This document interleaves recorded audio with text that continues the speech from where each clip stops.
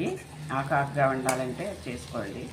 కానీ మగ్గింది కొంచెం వరకు, చాలా వరకు, చాలాసేపు మగ్గిచ్చా కదా, మగ్గింది. కానీ నేను పెద్ద పెద్దగా వేసాను కాబట్టి చట్నీ అనుకోమాకండి, చాలా బాగుంటుంది అట్లా. ఇలా రుబ్బుకుంటేనే మనకి ఈ ఆకు అనేది ఆకు లేకోకుండా ఉంటుంది అన్నమాట. అందుకని రోట్లో అన్న వేసి మెప్పేస్తా, లేదు అని అంటే ఇట్లా మిక్సీ పట్టేస్తా. ఆరిన తర్వాత చాలా బాగుంటుందండి. ఒక్కసారి చేసుకోండి మీరు. మునగాకు టమాటా అంతే. కూర చేసుకోండి, ఇలాగే చేసుకోండి, మీ ఇష్టం అది.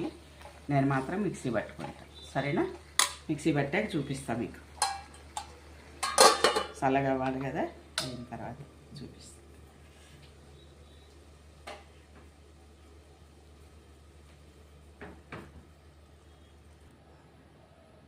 చూడండి, మన మునగాకు కోడిగుడ్లు కూర, మునగాకు టమాటా కోడిగుడ్లు కూర చాలా బాగుంటుందండి. నేను అన్నం ఒకటే పెట్టకూడదు కదా, అలా పెట్టేసుకున్నాను. నా చేతిలో వణిగితాయి కదా, అందుకని ఇలా అయిందన్నమాట. అంటే ఇట్లా చట్నీలాగా చెప్పాను కదా, ఆకు తలసరంగా ఉంటుంది. అది ఆకుగానే ఉంటుంది ఎంత ఉడికినా, అదనమాట. లేత